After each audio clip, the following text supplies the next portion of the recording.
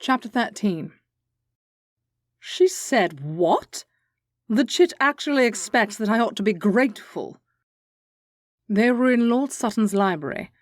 The hour was well advanced, and the Earl had dismissed his servants after a decanter had been brought for him and his two friends. Wesley was pacing in front of the blazing fire that was attempting to chase the chill from the room. She told me she traded her own happiness for yours, so she expects you not to be angry with her. That's rich, the Viscount replied with disgust. He tossed back a large swallow of the Earl's fine brandy, enjoying the burn as it slid down his throat. I could see her clearly as it was happening, but I was too far away to be able to stop her. I know full well she thought she was doing it for me, and it was not a ploy on her part. But that sacrifice was unnecessary. Stupid girl. I could have muddled through on my own, and she would have kept her baron. Sebastian finally spoke up. We are better off knowing that he's a disloyal arse. If he can't stand by her in a moment like that, he doesn't deserve her. While I cannot argue with your logic, Grey, I still wish the chit had kept quiet. She has destroyed many of her opportunities with what she did. Wesley felt the Earl's eyes boring into him as he paced.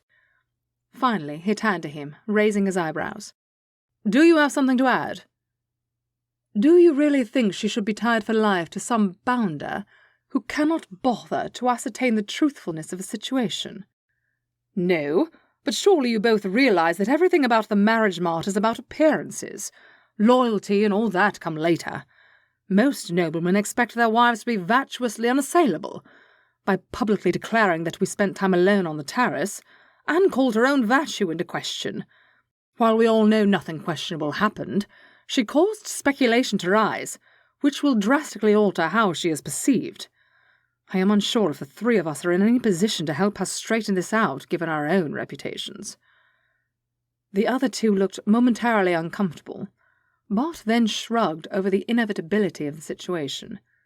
The Earl spoke up. No use in worrying over it now. Let us reconvene on the morrow. At least one of us needs to call on her tomorrow. I am unsure if it should be me. Wesley couldn't decide if it would do more harm than good. I would be happy to do so, Sebastian offered. Very well, then come meet us at the club to let us know how she goes on. Before you ask me anything, I need a drink first, Sebastian declared as soon as he arrived to meet his friends. Wesley waited impatiently while his friend threw back his first glass. Well, how is she? Sebastian had barely swallowed. Wesley needed to know Anne was all right. She appeared to be fairly well rested and was quite in her looks, to be honest with you. But the situation is dire, in my opinion. Why? What happened? Did she have no callers? She had plenty of callers. They just were of a much different nature than previously. What do you mean? Get to your point, man. Sebastian grinned at Wesley's impatience, despite the situation they faced. There were no young ladies calling on her, for one thing, and for another, the gentlemen were of the nature of Lord Sampson. Sampson? Doesn't he have 7 or 8 children and he's looking for his 4th wife? The very one. But he's got to be headed for 60, the Earl pointed out. Besides the fact that he's looking for an unpaid governess for his passel of children, rather than a proper wife, Wesley added with disgust. Anne needs a husband who will cherish her, not one who's looking for a nursemaid. And he was actually one of the better callers. I didn't want to tell you about some of the others. Why? Who else was there? Wesley demanded, feeling as though his blood were turning cold. Sebastian couldn't even look him in the eye as he answered with one word. Patterson. Patterson? Wesley was confused for a moment. But he's not in the market for a wife. Exactly, Sebastian said just before Wesley exploded out of his chair. What could that bounder be thinking, soiling an innocent young debutante with his presence? Lady Sophie allowed him entrance? He was incredulous. You know how lax Lady Sophie has been, and poor Lady Anne would have no knowledge of him, so she wouldn't know to tell the butler not to admit him.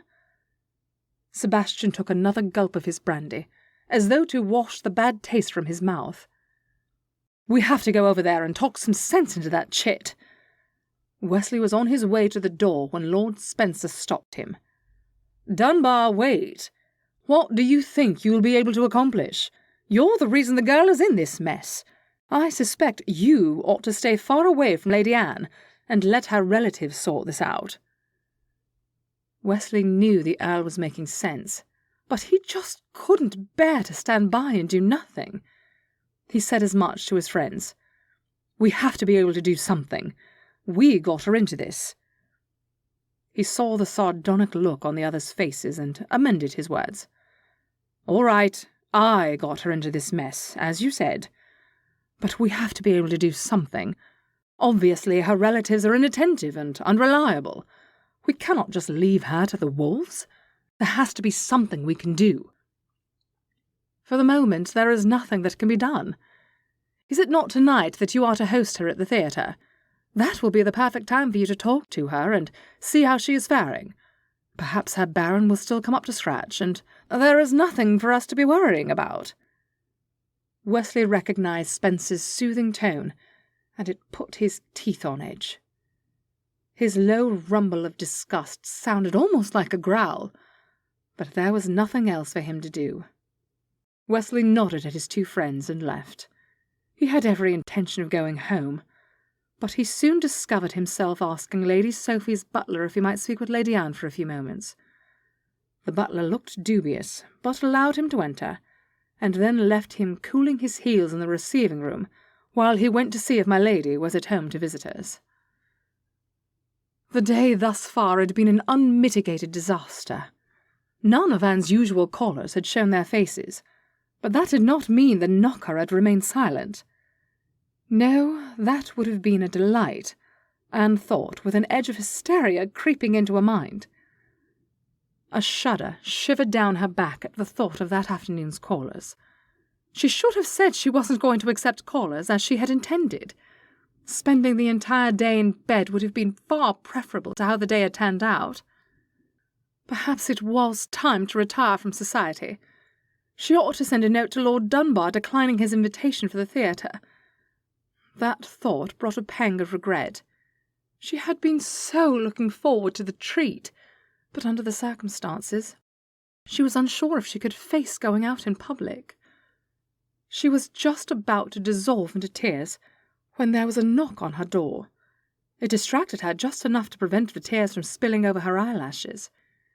She opened the door to find a footman waiting with a message, summoning her to the morning room. "Who has sent the summons?" she asked, wondering over the footman's choice of words. "I apologise for not being more clear, my lady. Your aunt has sent for you." "Thank you, Jason. I shall be right there." She closed the door and ran to a vanity to check her appearance. After running a comb through her hair, she decided she needn't make any other alterations, and hurried to do her aunt's bidding. Hopefully the older lady would have some direction to help get her out of the mess she had created. Her feet froze to the floor immediately upon stepping into the morning room. She could barely believe her eyes. "Papa?" she asked, almost at a shout, before running and throwing herself into his arms. She could not bring herself to let him go, so all the questions she was asking were muffled by his coat. Lord Austen laughed and pulled his daughter out of his arms. "Anne, my dear girl, I cannot make out anything that you're saying. Surely I have not been gone so very long to generate a reaction like that. Now, what were you asking?" Anne couldn't help herself. She threw herself back into his arms, but contented herself with one tight squeeze, and then pulled herself away. "It may not have been so very long, Papa, but you didn't say where you were going, or when you would be back, so I was becoming quite alarmed over your absence.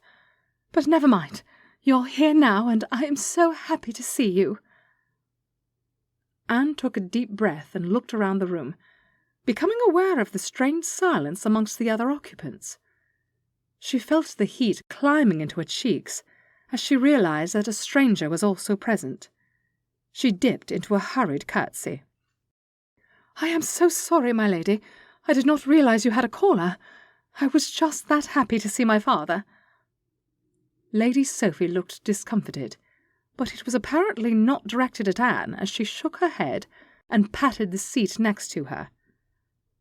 "Of course, my dear, pay it no mind, but come and take a seat here beside me." Anne was confused over her aunt's strange tone, but did as she was bid. After she settled herself carefully on the settee, she looked at the unknown woman and wondered why the room was so silent. She offered the woman as friendly a smile as she could muster, given her own discomfort. When still no one said anything, Anne transferred her gaze to her father. When their gazes met, her father's eyes widened.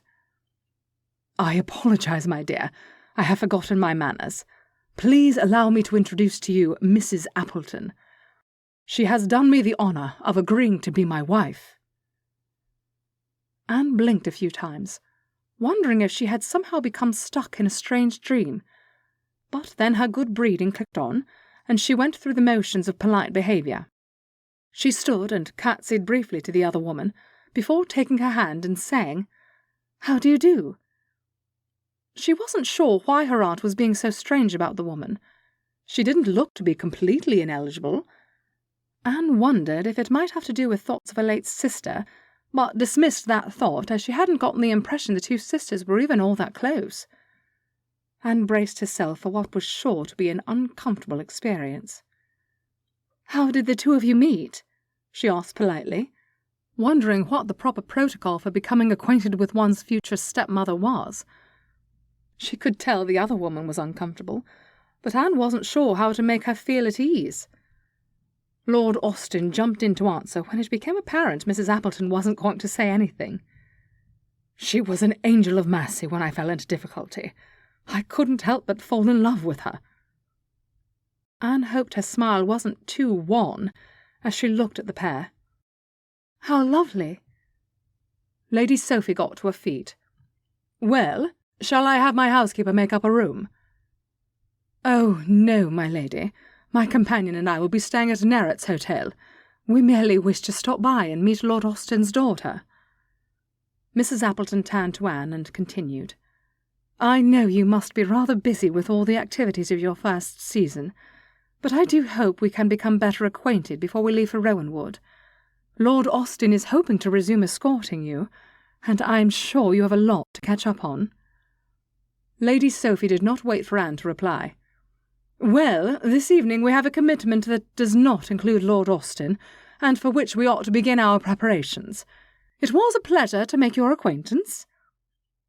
With those words, she swept from the room without a backward glance. Anne stood staring blankly at the door through which her aunt had just left, unsure how she ought to proceed. She looked at her father and his betrothed uncertainly. Her father, surprising Anne with his astuteness, launched into speech. "Do not worry about your aunt, my dear, and do not worry that we are troubled by her. Lady Sophie does not take well to change, but she is a good woman, and will come around. Now go ahead and get ready. I will be staying here. Perhaps over breakfast in the morning we can make plans to spend some time together." "Very well." Anne didn't know how else to reply. She kissed her father on the cheek and shook Mrs. Appleton's hand before leaving the room. "I look forward to getting to know you, ma'am," she added with as sincere a smile as she could muster, given the strange events of the past day. Just as she neared the foyer and the stairs up to her room, the butler stopped her. "My lady, I was unsure if I should disturb you with this matter, but Lord Dunbar has called to see you. He is in the receiving room." Anne felt her heart sink, and yet its rate at least doubled, if not tripled, while butterflies took flight in her stomach.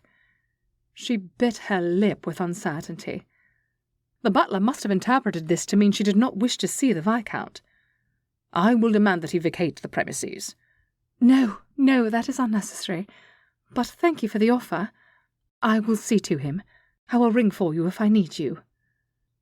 Anne was not feeling at all prepared to face the Viscount, but she could not bear to have him evicted from the house either. She stopped outside the receiving room, took a deep breath, rubbed her now clammy hands over her skirt, glancing down to make sure it was free of creases or wrinkles. Throwing back her shoulders and lifting her chin, she entered the room, hoping she looked far more confident than she felt. "Good afternoon, my lord. How pleasant to see you." She almost smiled with delight over how composed she sounded. "My lady, I trust I have not disturbed you overly. I did not realize it would take so long for the butler to find you." The Viscount's words, although censorious, set her at ease, and she actually laughed. "I'm sorry, my lord. Were you waiting long? I must admit the house is a little at 6s and 7s, but you should not have been left to cool your heels. Please accept my apologies." "No apologies necessary. I am just glad to see that you are all right."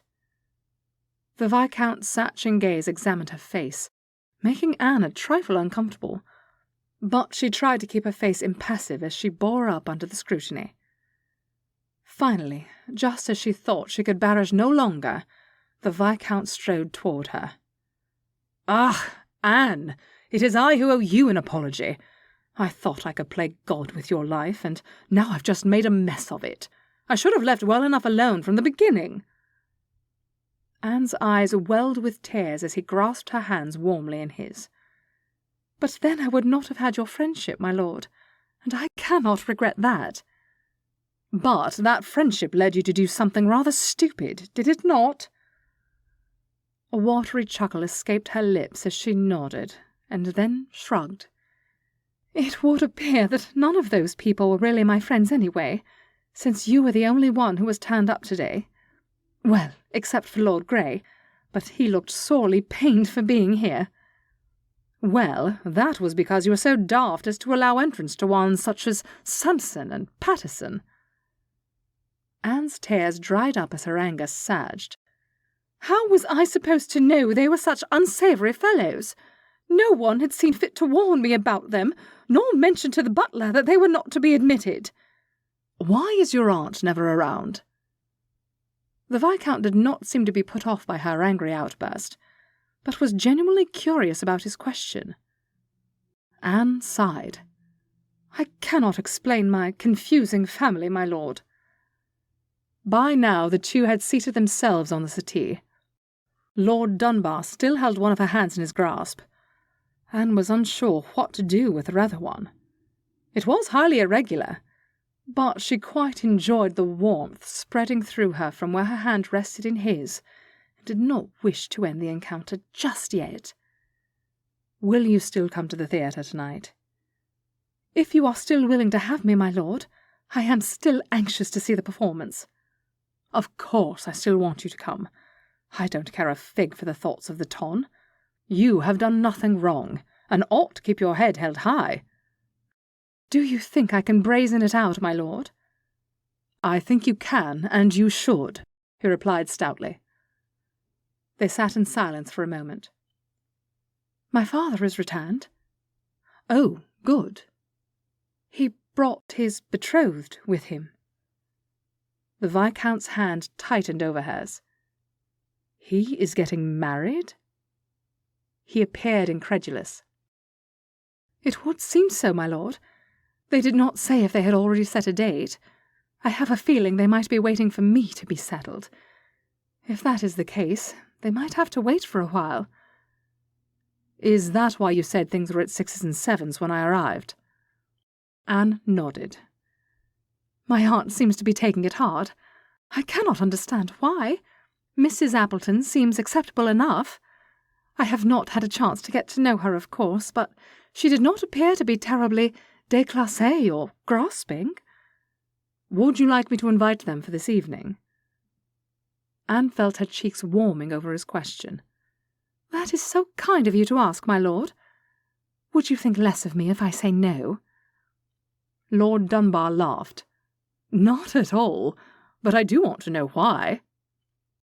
She felt her cheeks reddening further. "I wish to be able to enjoy the play. It will be hard enough with my own precarious position. If I have to think about my father and his friend, I shall be so distracted there won't be any point in even attending the theatre tonight." "I understand completely. Pay it no mind, my dear. I only offered as a favour to you anyway." Anne laughed and rose to her feet. "Well, my lord, I hate to be rude and ask you to leave, but I do have an engagement at the theatre this evening, so I need to be making my preparations." The Viscount rose to his feet as well. Laughing, he pinched her chin. "You are turning into a minx, my dear. I shall see you later." He raised her hand to his lips, placing a kiss gently on her wrist. Anne turned on her heel and left the room without saying anything further. She felt the tingling in her arm all the way up to her chamber. As she shut the door, she turned and leaned on it. She knew she was being foolish, but she so wished the Viscount was not so set on maintaining his bachelor status. With a sigh, she rang for her maid to help her get ready for the evening.